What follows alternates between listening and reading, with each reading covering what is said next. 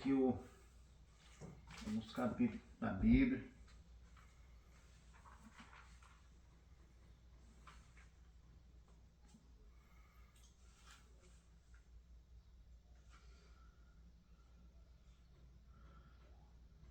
Capítulo 3 de 2 Coríntios. Porventura, começamos outra vez a louvar-nos a nós mesmos?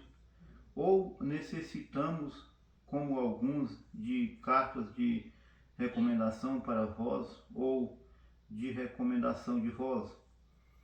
Vós sois a nossa carta, escrita em nossos corações, conhecida e lida por todos os homens, porque já é manifesto que vós sois a carta de Cristo, ministrada por nós e escrita não com tinta, mas com o Espírito de Deus, do Deus vivo, o Espírito do Deus vivo, não em tábuas de pedra, mas nas tábuas de carne do coração.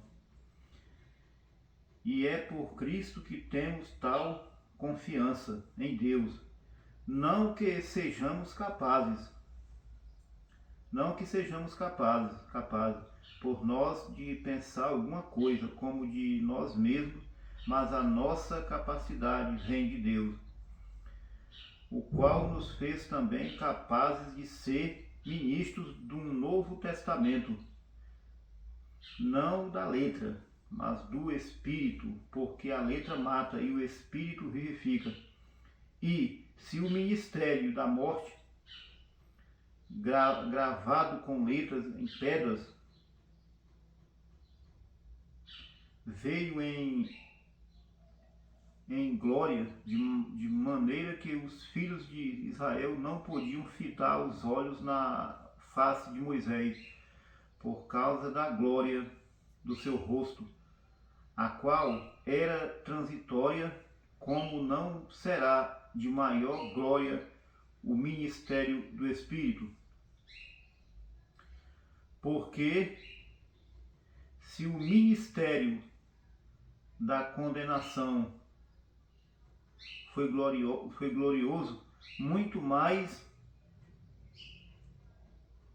excederá em glória o ministério da justiça. Porque também o que foi glorificado nesta parte não foi glorificado por causa desta excelente glória.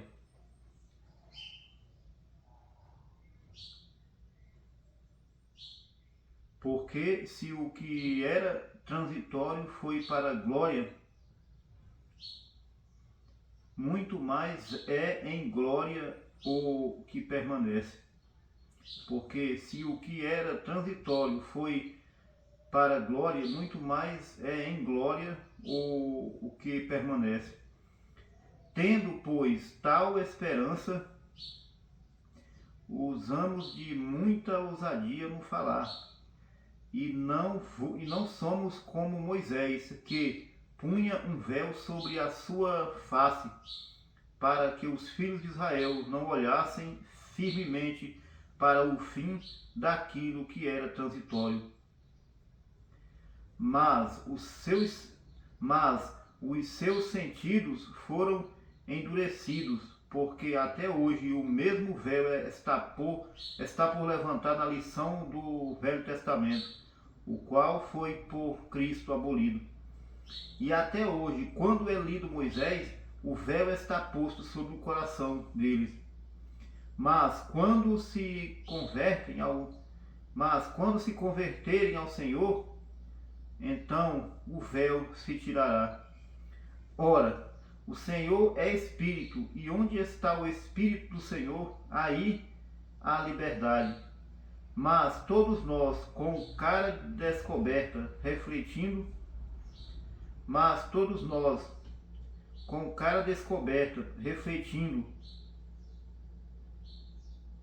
como um espelho, a glória do Senhor, somos transformados de glória em glória, na mesma imagem, como pelo Espírito do Senhor. Amém, Senhor. Amém. Jesus Cristo é o único assunto do ministério de Paulo, pelo que, tendo este ministério, segundo a misericórdia que nos foi feita, não desfalecemos. E o capítulo 3 todinho de 2 Coríntios, no próximo eu vou começar no capítulo 4.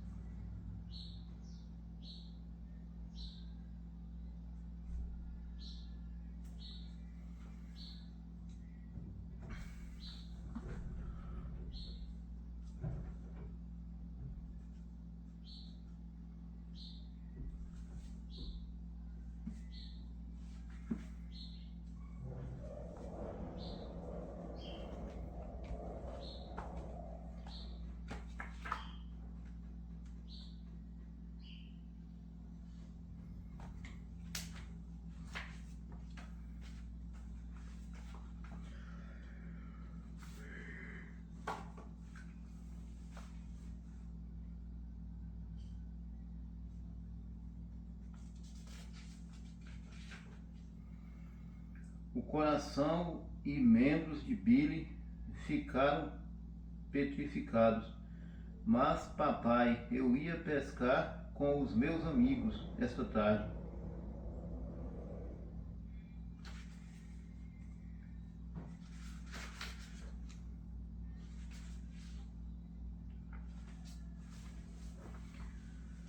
Você pode ir pescar amanhã. Estou ajeitando as coisas, as escondidas para fazer uma grande quantidade de uísque esta noite. Tenho que conseguir água suficiente no barracão para manter aquelas serpentinas refrigeradas. Você tem idade suficiente para trabalhar e necessito de tua ajuda. Os baldes estão lá embaixo no celeiro, guardados perto da bomba. Agora vá e toque sua roupa.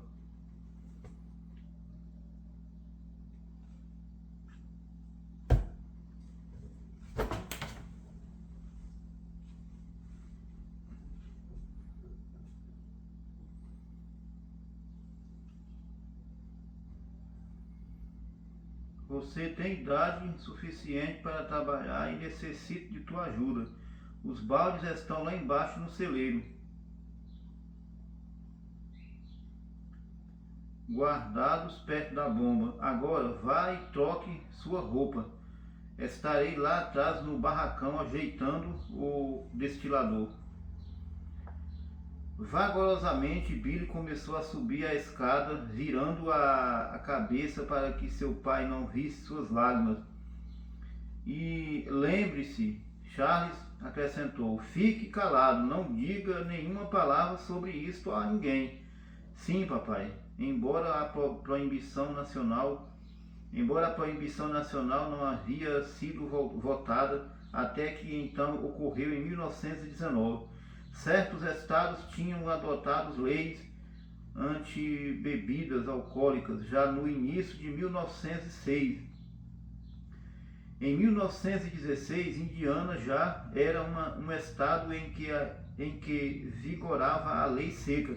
Charles não podia passar sem seu uísque, já que ele não tinha dinheiro suficiente para comprá-lo no mercado negro. Ele e seu vizinho, o senhor Dorbush, fabricavam bebida alcoólica destilada no barracão atrás da casa, onde a bebida feita em casa era fervida e fermentada.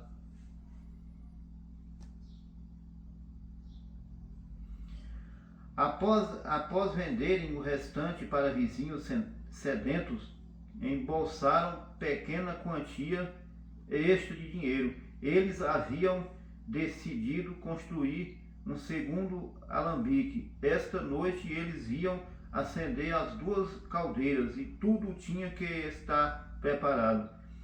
Billy sentou-se em seu colchão de palha por um longo tempo, sentindo o calo do pé latejar com cada batido do coração,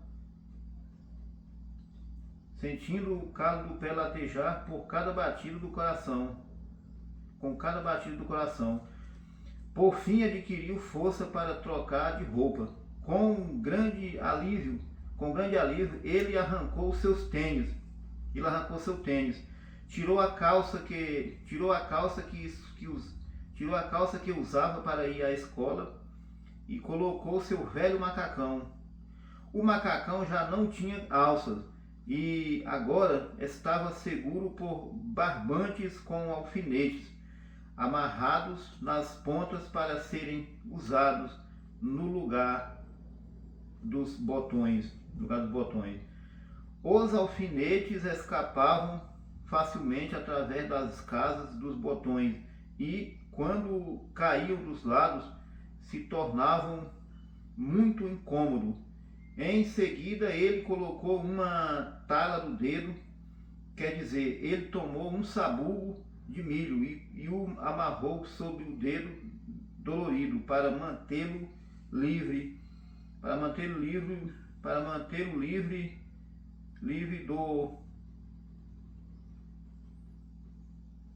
do vagarosamente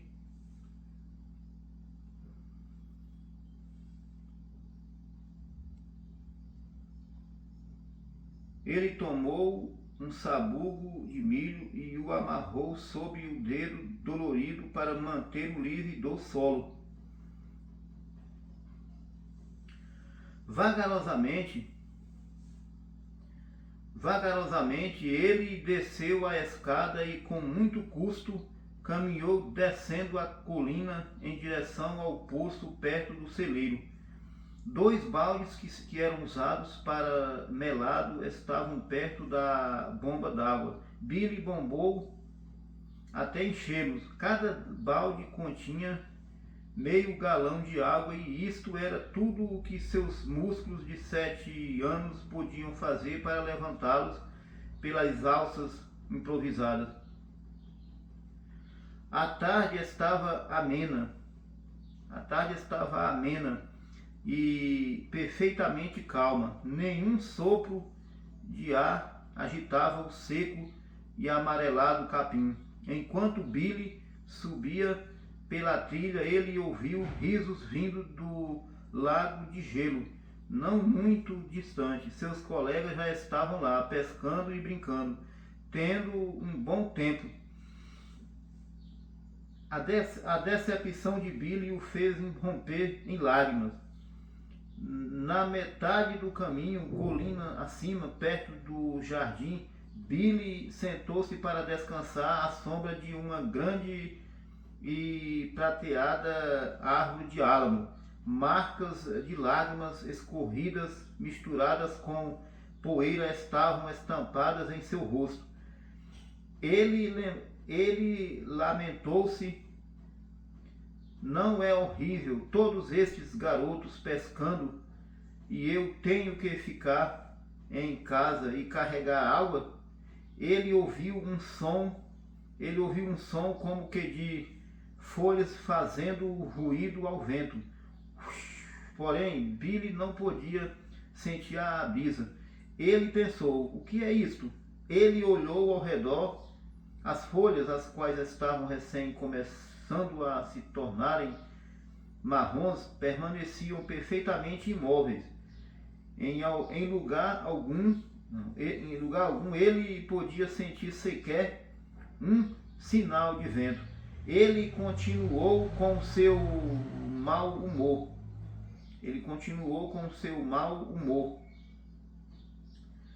Meus pais não poderiam fazer isso, porque eu teria que carregar água para essas caldeiras das destilarias? Meu pai não poderiam fazer isso, porque eu teria que carregar água para essas caldeiras das destilarias? Ele pôde ouvir as folhas fazendo ruído novamente. Levantando-se, olhou para os galhos acima dele, mas não pôde ver coisa alguma se movendo. Ele, ainda chorando e reclamando, pegou os baldes e começou a subir a trilha. Seu dedo com a tala deixava atrás dele um rastro peculiar pelo caminho. Ele tinha caminhado uma pequena distância quando ouviu aquele ruído novamente, mais alto do que antes. Billy virou-se e desta vez ele viu algo. Um redemoinho agitava os galhos bem no meio, no alto da árvore. Aquilo por si mesmo não era peculiar. Redemoinhos eram comuns na estação do outono. Frequentemente ele tinha visto muitos girando através dos campos, levantando folhas secas e carregando-as por todos os lados. Porém, aqueles torvelinhos estavam sempre viajando por alguns lugares, sempre se movendo sobre a terra. Este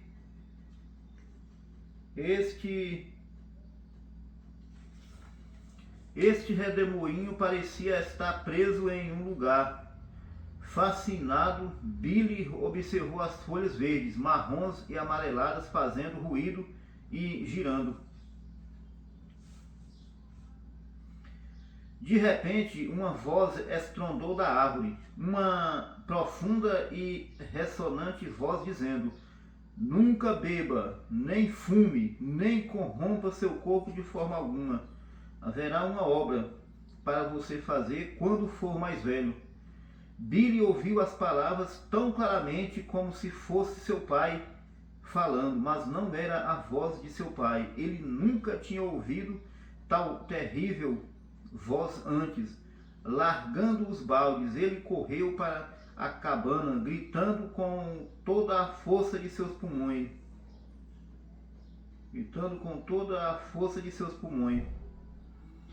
Ela o acolheu em seus braços. "Billy, o que é isto? Uma cobra te picou?" Ela pensou que talvez, caminhando ao passar pelo jardim, seu filho tivesse pisado numa cobra coral, uma cobra venenosa comum naquela região.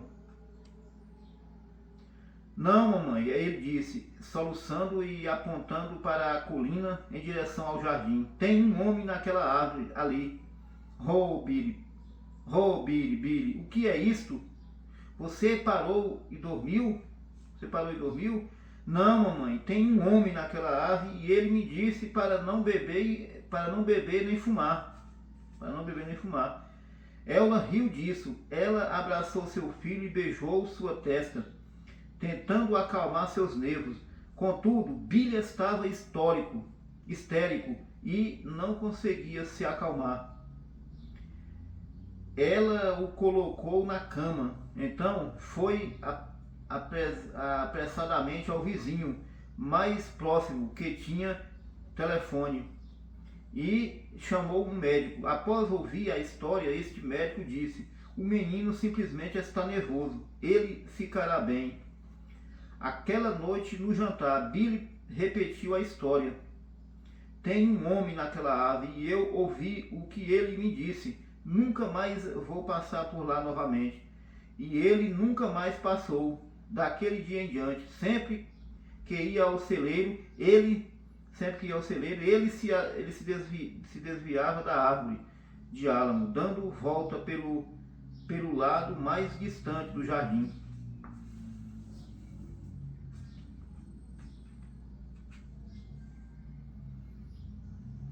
Duas semanas mais tarde, Billy e Edvard estavam em frente à cabana jogando bolinhas de gude debaixo de uma macieira, quando, de repente, Billy sentiu algo peculiar vindo sobre ele, uma pressão que fazia com que sua pele formigasse, como se algum tipo de energia não vista estivesse ao redor dele. Ele olhou e de alguma maneira o rio Ohio parecia estar mais perto do que antes. Enquanto Billy contemplava o rio em direção a Jeffersonville, o lugar mudou diante de seus olhos. Uma ponte se formava da margem e estendia-se pelo rio, peça por peça, sendo construída em movimento rápido. Isto não era como as baixas e planas pontes que ele tinha atravessado quando havia se mudado para a Indiana. Esta ponte parecia enorme, com uma vasta e elevada estrutura de ferro entrelaçado em forma de arco. Billy nunca tinha visto nada como isto antes.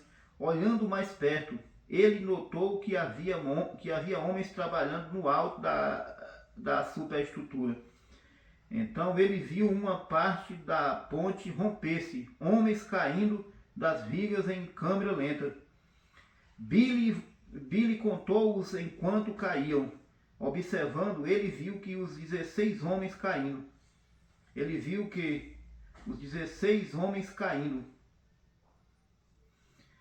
Desapareceram nas águas escuras.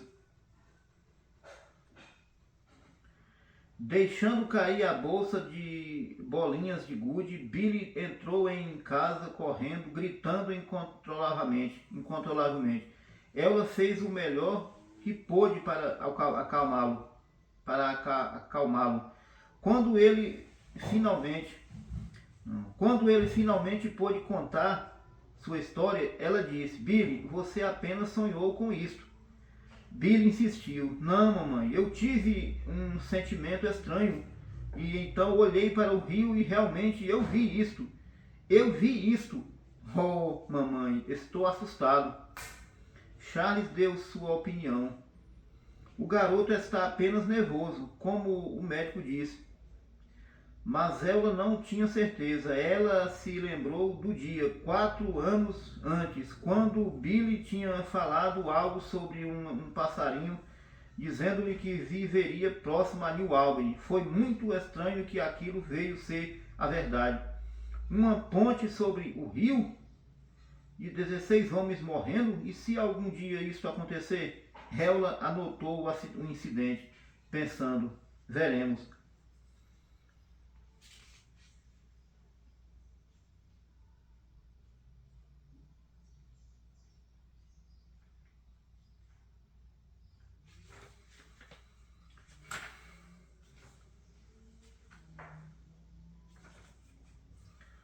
Capítulo 3: A miséria da pobreza, 1916-1917. A escola expandiu a percepção de Billy de várias maneiras. Ele tomou conhecimento de um mundo além das verdes montanhas de Indiana e Kentucky, um mundo em guerra. Ele ficou sabendo de países que ele nem sequer sabia que existia. Alemanha, Áustria, Hungria, e ele soube como esses países tinham formado uma aliança contra a França, Grã-Bretanha e Rússia. Embora no outono de 1916 os Estados Unidos da América ainda permaneciam neutros, a senhorita Temple mantinha seus alunos informados sobre os acontecimentos estrangeiros. Ela frequentemente trazia jornais à escola para ler para as crianças os artigos sobre a guerra.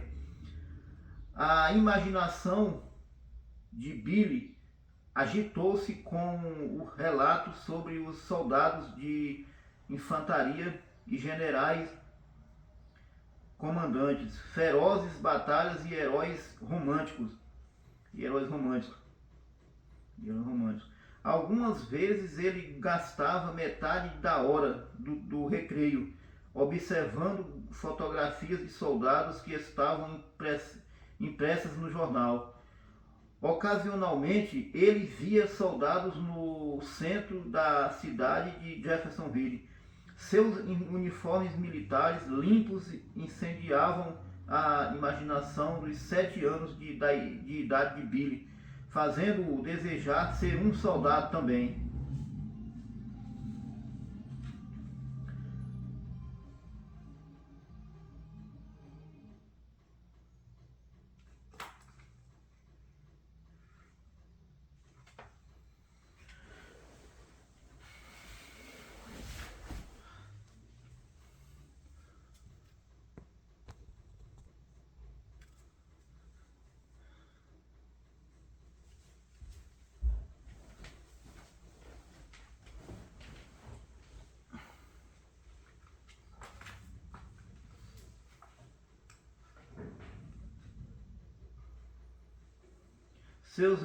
Seus uniformes limpos incendiavam a imaginação dos 7 anos de idade de Billy, fazendo-o desejar ser um soldado também. Lloyd Ford, um colega de Billy, tinha ganhado um uniforme de escoteiro por vender a revista Pathfinder durante os meses de verão. Frequentemente, Lloyd o usava para ir à escola, o que aumentava a inveja de Billy. O uniforme tinha uma insígnia na parte da frente. Listas se destacavam nas margens, um estilo de chapéu militar e uma listra no lado de cada perna da calça. O uniforme de escoteiro de Lloyd Ford parecia ser tudo o que Billy gostaria de ter como traje. Se alguma vez ele pudesse usar tal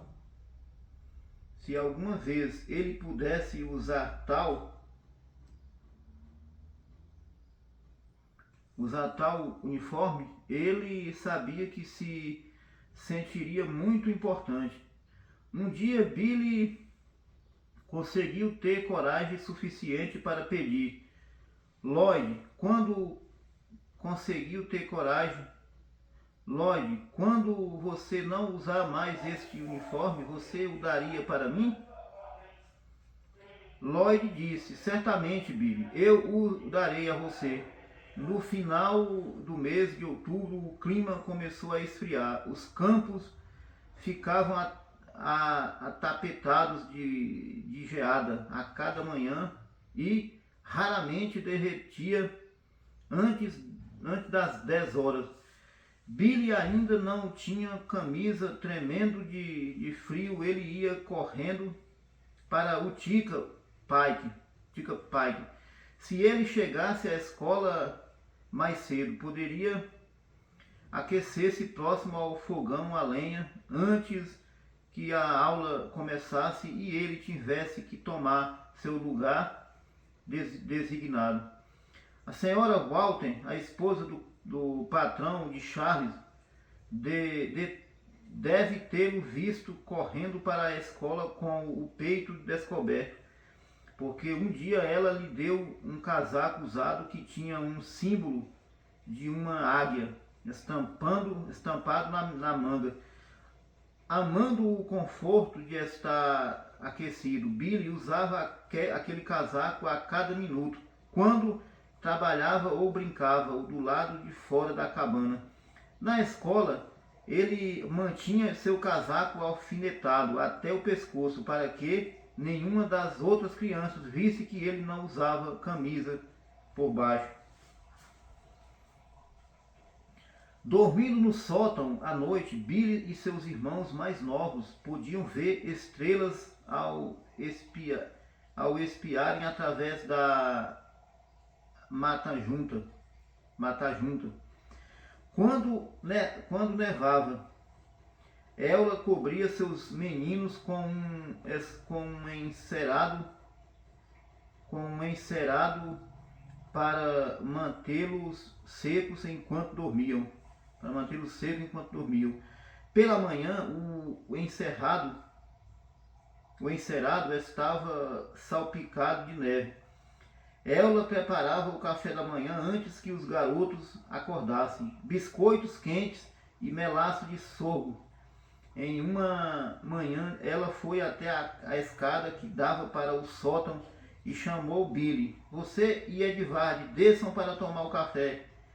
Billy respondeu: Mamãe, não posso enxergar. Tem alguma coisa nos meus olhos. A brisa fria circulando através do sótão durante toda a noite fez com que suas pálpebras ficassem fechadas e grudadas. Ela disse: Está com problemas em seus olhos? Ela disse: Está com problemas em seus olhos? Espere um minuto, vou buscar a gordura de guaxinim. Sempre que Charles matava um guaxinim, ele separava a gordura da carne e ela a fritava e guardava em um recipiente.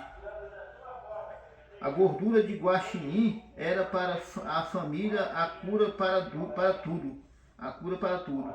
Ela a dava para seus filhos quando estavam resfriados.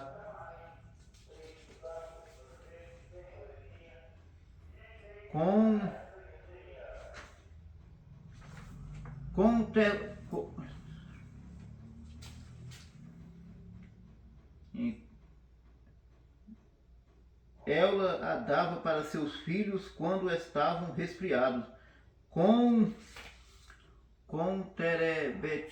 terebentina e querosene.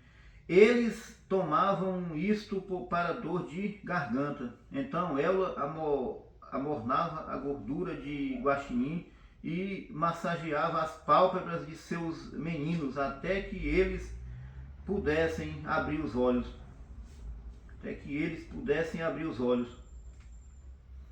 Billy e Edvard iam para a escola na neve, algumas vezes seguindo os rastros de carroça, outras caminhando,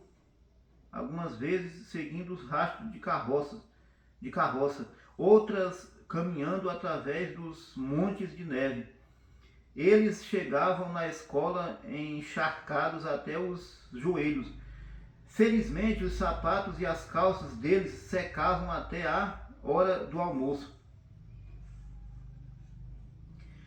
Eles sempre levavam o lanche em um balde de meio galão, que era usado para melado.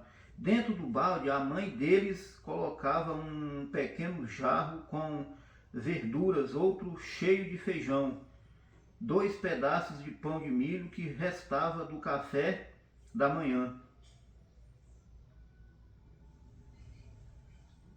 2 pedaços de pão de milho que restava do café da manhã e 2 colheres.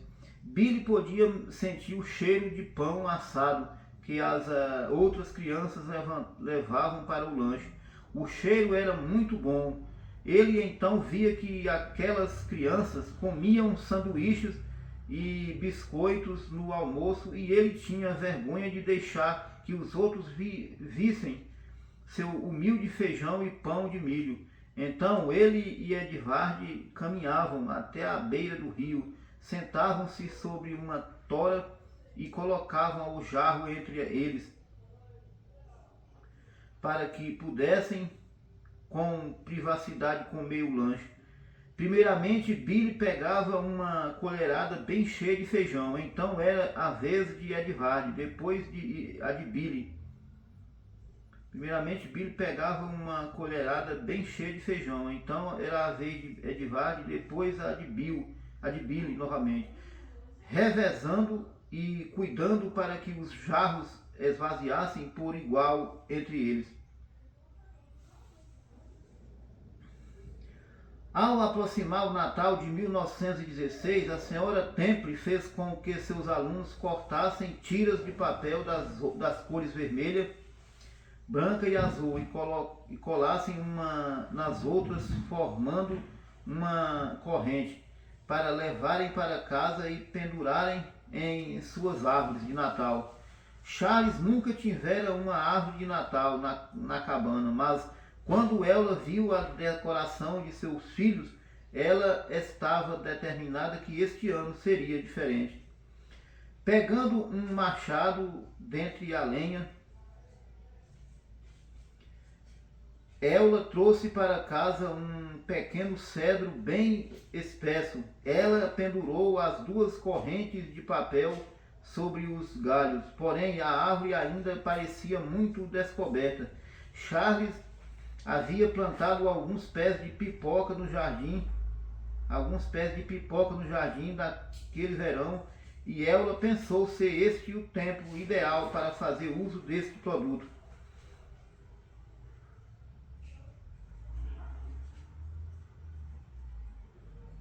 Ela colocou um tanto de milho de pipoca numa vasilha tampada. Levou ao fogo, sacudindo de vez.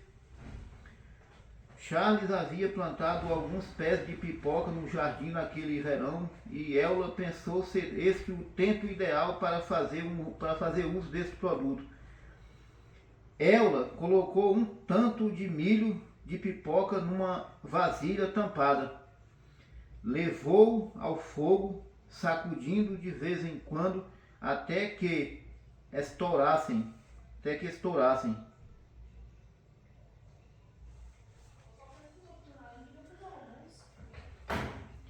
Com uma agulha e linha, ela fez uma longa corrente de pipocas.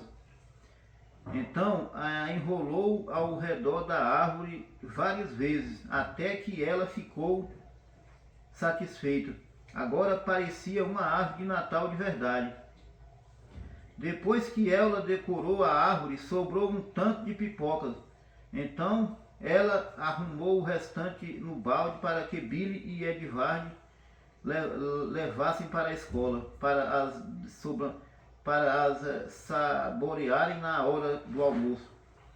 Os dois garotos deixaram seus recipientes com os lanches no vestiário, na parte de cima de uma estante, onde as outras crianças penduravam seus casacos. Billy ainda usava seu casaco durante todo o dia, até mesmo dentro da sala de aula. Lá pelas 10 horas da manhã, a mente de Billy concentrou-se naquelas pipocas. Como estaria o garoto? Como estaria o gosto? Então ele pensou: será que eu poderia experimentar um bocado antes do almoço? Então ele levantou a mão e pediu a senhora Temple se ele poderia ir ao banheiro. Ela disse que sim. Enquanto Billy passava através do vestiário, ele tirou a tampa do balde em que estava seu lanche, pegou uma mão cheia de pipocas, colocou a tampa de volta no lugar. Ele saiu do lado de fora, atrás da chaminé feita de tijolos, e comeu as pipocas, deliciando uma por uma. Cuidadosamente ele limpou as mãos e a face antes de entrar, para que então não houvesse evidência de sua trapaça. Na hora do almoço, Billy e Edvard desceram até a beira do rio para comerem sobre a tora. Cada qual queria comer primeiro aquelas pipocas. Quando eles abriram o balde, viram que uma terça parte das pipocas haviam sumido.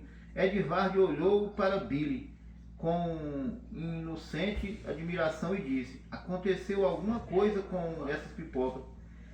Billy tentou olhar tão admirado quanto seu irmão. Sim, certamente aconteceu. Billy tentou olhar tão admirado quanto seu irmão. Sim, certamente aconteceu. Edvard nunca suspeitou da verdade. Na véspera de Natal, os meninos penduraram as suas meias.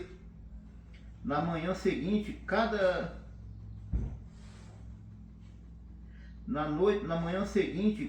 um encontrou uma laranja e 3 pedaços de doce dentro de cada meia. Billy pensou, oh, que grande camarada é o Papai Noel. Oh, que grande camarada é o Papai Noel em vir e me trazer isso. Ele comeu sua laranja no Natal, mas as cascas ele as secou e as carregou com ele no bolso do casaco por semanas, chupando-as como bala.